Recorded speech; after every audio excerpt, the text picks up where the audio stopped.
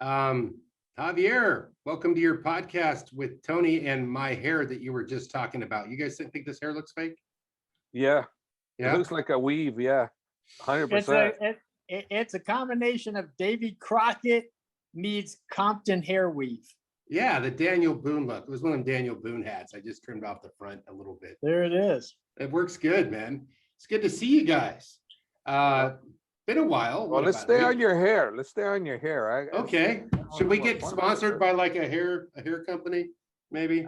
Maybe hair plug company or something? Because I mean I know your hair is real, but it looks phony. Doesn't No, look we real. just started a new company called Just for Old Men. Just for That's old right. men. Just for old men. Do we fit? We fit. Then I guess we're just for us then.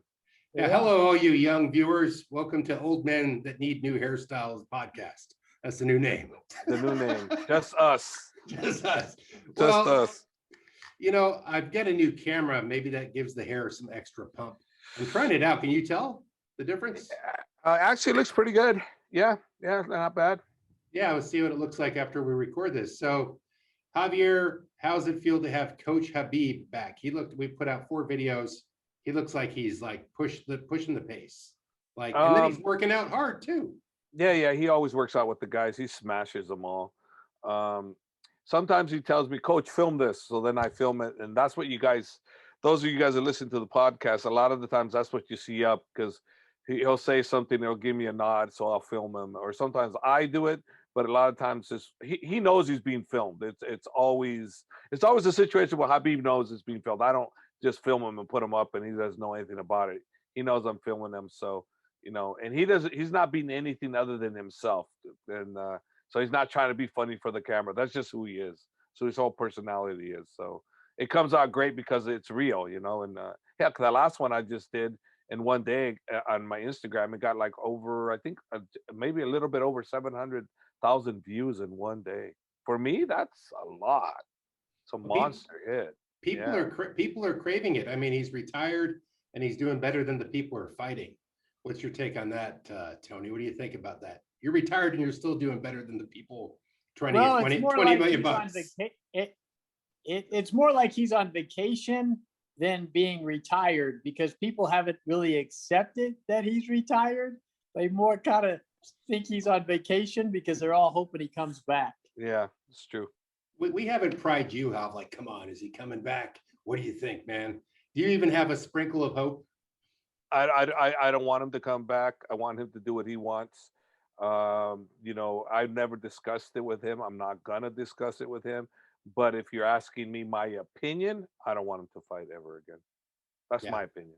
Why? He's proved everything he wanted to prove, and he's doing such a great job promoting Eagles fighting championship and promoting all his other ventures he's doing, helping me coach the team. He's really the head coach, but he says I'm the head coach, but it's really him, because he goes, Coach, we're gonna do this. Are you okay with this? And I'm like, okay, if I wasn't okay with it, you guys are still going to go at that time. So I just say, yeah, it's okay.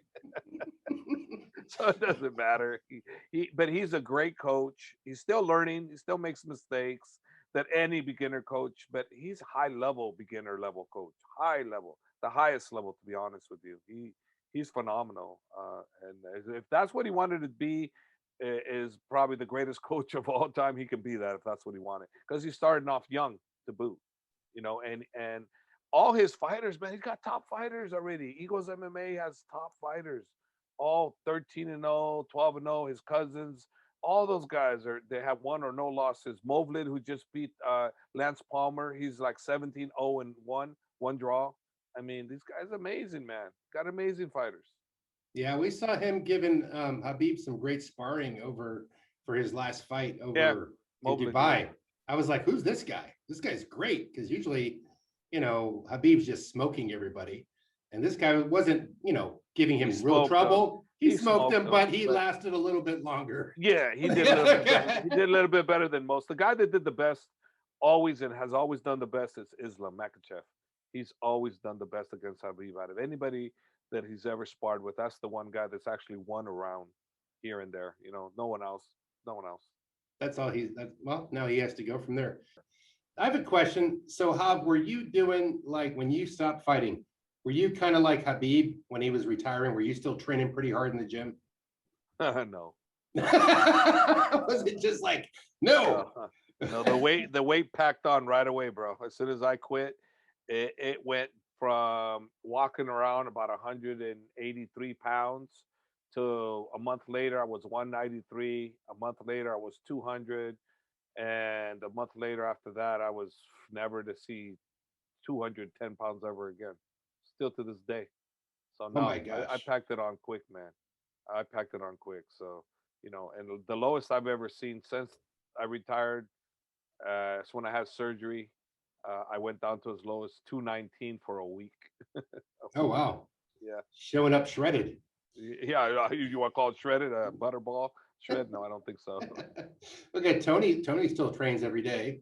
Tony, you lead a horrible example for both of us to follow. We can't keep up with you, man. Nah, he eats good. He's organic. Tony doesn't eat junk. I've known him forever. He never eats bad ever. And he But trains and he here's the walks all thing. the time. Think about this. Think about this. If you go to Panda Express and you get chicken fried rice, orange chicken, Beijing beef, and a soda, that's 116 grams of sugar. And that's Wow. without dessert. So nobody can out-train that. Like if you eat that, you're gonna die. Your body can't handle that much sugar, and that's just lunch. And my body can't handle that amount of sugar. It's just no way. Yeah, I mean, if you're not watching it super tight, because Hobbs got me on the keto, he didn't intentionally. I just like, oh, you're doing keto, I'm doing keto. So, just getting to know him. So I had to show him I could keep up. And there's like, I kept going for a while. And I was driving through a drive-through here the other day down in the South, and I'm looking at a side thing, like a side dish. Like get a muffin and a gravy thing. That was almost 2,000 calories for $3.